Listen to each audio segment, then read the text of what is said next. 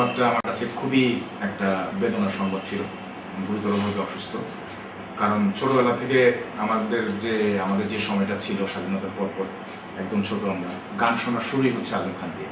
আমার এখনো মনে আছে আজম খানের একটা রেকর্ড বেরিয়েছিল, ওরে সালেকা ওরে মালেকা, এবং আরেক পাশে ছিল হচ্ছে রেল লাইনের ওই বস্তিতে, এই দুটি গান নিয়ে একটা রেকর্ড ছিল, আমাদের বাসা থেকে আমার ফোন করছিল।